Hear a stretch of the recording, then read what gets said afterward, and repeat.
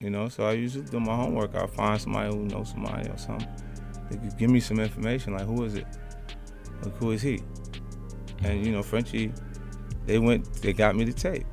They got me the tape of his mother's house, where his mom's work at. You know what I'm saying? The other cribs, the studios, stuff like that. That's the Cali tape. Right. Okay.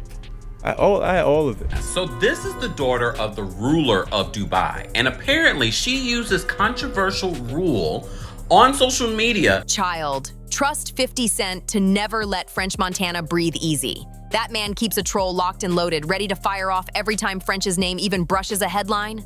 But this round of shade, it cracked open something way bigger than a meme war. People are whispering that French ain't just dodging messy industry drama. He might be running straight into something even darker, the diamond-plated cage of Dubai royalty. On paper, the story sounds like a win. French Montana engaged to a Dubai princess worth a mind-blowing $18 billion. Fans see it and think, yo, French finally bossed up from Bronx corner hustler to global kingpin. But peel back the sparkle and the picture ain't so perfect.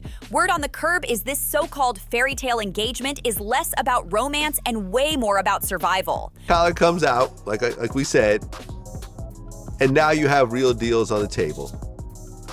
And out of all those, you go with Diddy. That's not how it really went. Was it Diddy? Was it Bad Boy MMG? Yeah, I went to go see Ross. And Ross was like, I got an opportunity for you. I don't have the money for you, but I got the opportunity. I guess because the same thing Meek did, the same thing Wale did. I guess whatever the way the situation, his label was, he wasn't trying to give me the money I wanted. And I wanted like a whole bunch of money. But he was like, look, let's do it like this. Let's call Puff. And let's get him to give you the bag. You can still be MMG / you know what I'm saying? Bad Boy, Coke Boys, yep. Right. How much money did you get? $2 million. Still drowning in federal smoke and the feds allegedly sniffing around anyone tied to those wild bad boy parties, French needed an escape route. And what looks safer than Dubai? A place painted like paradise? But here's the gag. Paradise got shadows too. People who really know Dubai's underworld say it plain. The towers may glisten, the cars may be iced out, and the cash flows like water. But behind all that shine lurks something sinister. Some royals have long been accused of indulging appetites so wild they make Hollywood scandals look like bedtime stories. The whispers run deep. Princes collecting pretty boys, Western celebs flown out for things too twisted to even put on paper. Those rumors ain't new, they've been floating for years. So now folks are side-eyeing French, because if there's one thing his rep screams, it's chasing the biggest bag, the wildest party, and cozying up to power for a come-up. And suddenly, he's arm in arm with a princess and sitting on billions? That ain't just love. It smells like survival dressed up in designer silk. Safety net or straight-up golden leash? The math is lining up a little too neat, and that's what's making folks suspicious. It's not that people doubt French could catch feelings for a billionaire princess. It's that survival looks like the louder motive. And this is why 50 Cent's shade cuts sharp as a knife. When he clowns that French got bought, it ain't just about a flashy engagement ring, it's about the whole vibe that French swapped one boss for another. Think about it. He bolted from Diddy's chaos only to end up in a setup where the rules might be the same. Powerful men pulling strings, endless money, zero accountability. The irony hits hard.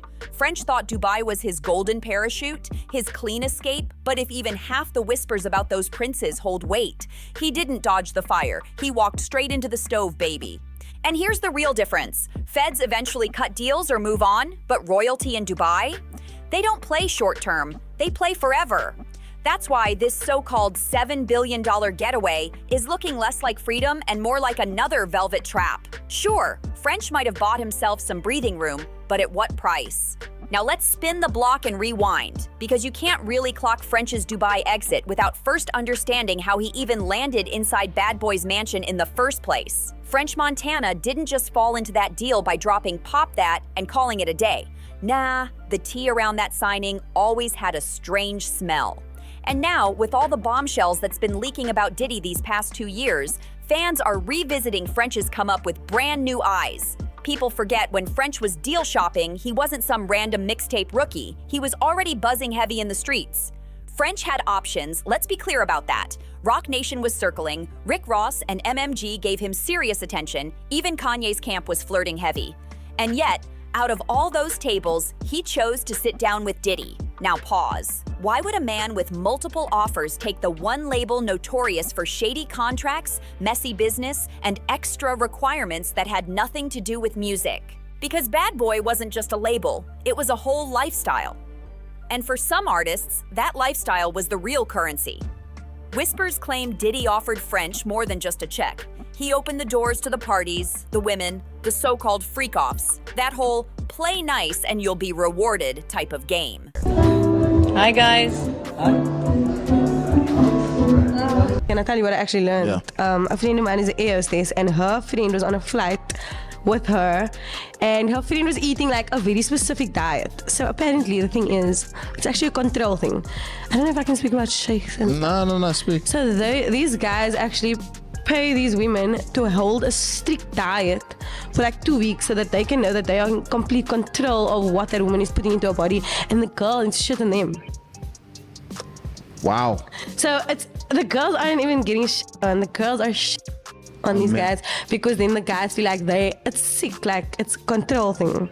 So then they know like, oh, you listened to me for 2 weeks. Yeah, so that's probably their kink that girls actually listen to. No 2-minute noodles. And fans never stopped side-eyeing it. First off, French admitted himself he took less money up front than what Ross or Jay were offering, yet he still chose Puff.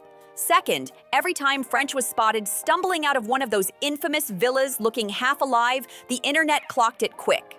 People dragged up photos and clips from 2016 through 2019 showing French looking worn out. And surprise, the timing always synced with Puff's wild weekends where he was celebrating him. The story only got messier after Diddy's arrest in 2024, when producers and ex-associates started spilling tea about what it really took to secure deals. One producer even claimed Diddy straight up blackballed him after he refused to take part in a freak-off. So of course, when people revisit French's sudden rise under Bad Boy, they connect the dots and say, oh, so you stayed and signed anyway? We know what that means. Now, is there a smoking gun receipt with French's name on it? Nope, but let's be real. The circumstantial tea is boiling hot, and it's been bubbling for years. You got Diddy gifting French his very own Ciroc French vanilla flavor right after they'd allegedly been together all night. Then there's that viral birthday clip. Diddy in a robe, French shirtless, both of them looking way too cozy for comfort. And French himself even admitted he was chasing the big bag, and Puff was the only one bold enough to hand it over in front of the whole industry. To the streets, it didn't just look like a normal label signing, it looked like a man willing to pay a personal price for career elevation. And that's exactly why people now believe he's running the same play in Dubai. Once you prove you'll trade dignity for opportunity, folks assume you'll do it again, just with a bigger bag and a new boss pulling the strings. And here's where the rabbit hole starts spiraling.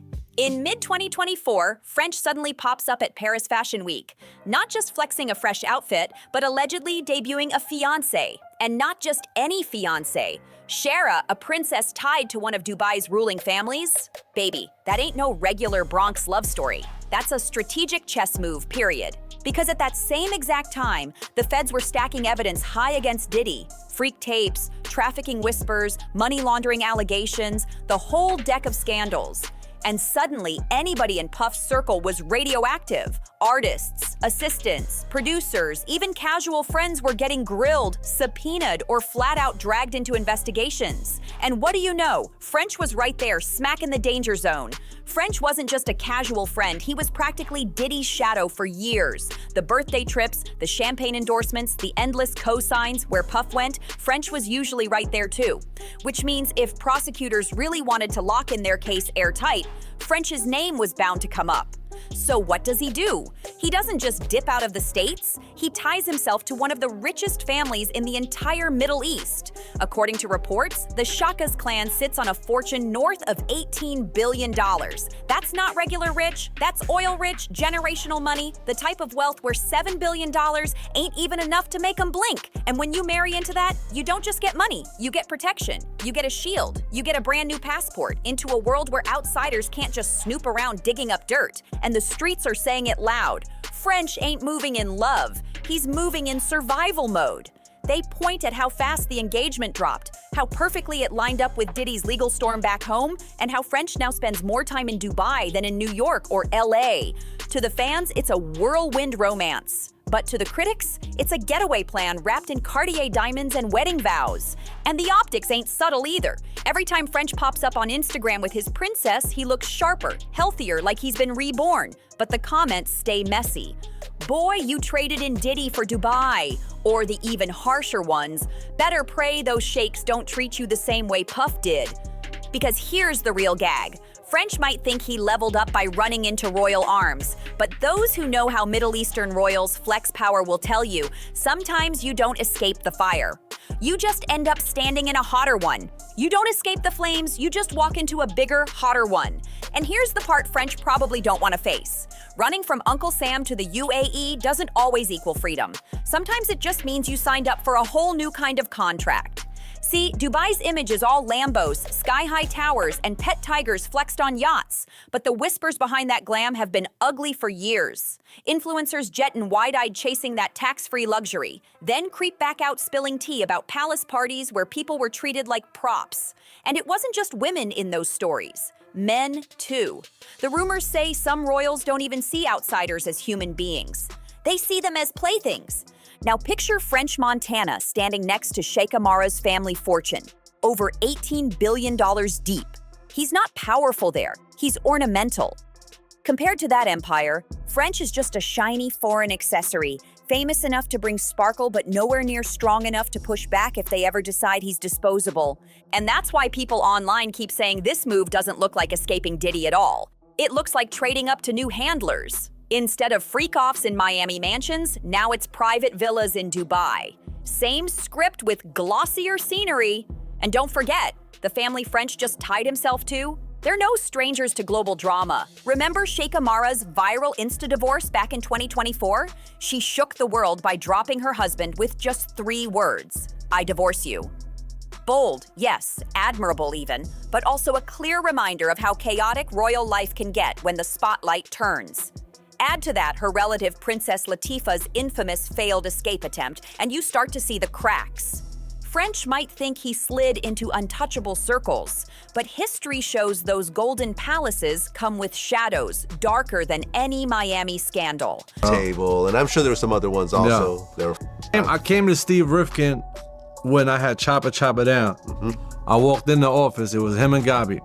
And Gabi was managing. I was like, yo, Steve, give me $200,000.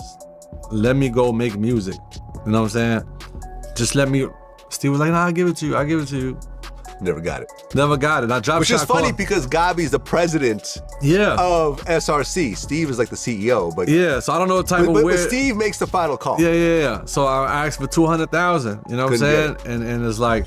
Princess SSA's alleged abduction. Yeah, the one people say was carried out under her own father's orders. The absolute ruler of Dubai and French's brand new father-in-law. Suddenly, that fairy tale glow don't shine so bright anymore because when power that heavy moves against you, freedom ain't guaranteed, it's borrowed. That's why the internet keeps calling this French's $7 billion escape plan, and honestly, it adds up too perfectly. Think about it. Marry into obscene wealth, secure residency, hide under a royal shield if the feds start circling. On paper, genius. Socially, though, baby, it's déjà vu. For years, people dragged French as Diddy's boy toy. The shirtless dinners, the birthday serenades, the Ciroc rollouts. And now the gossip flips it, saying he just upgraded from one sugar daddy to a whole dynasty of sugar power. And the irony? Whew, it cuts deep. Hip-hop sold us French Montana as the underdog hustler, Moroccan grit, Bronx struggle, Coke Boys pride. But Dubai royalty don't play like bad boy records. You don't outshine them, you don't embarrass them, and you don't outlive your usefulness.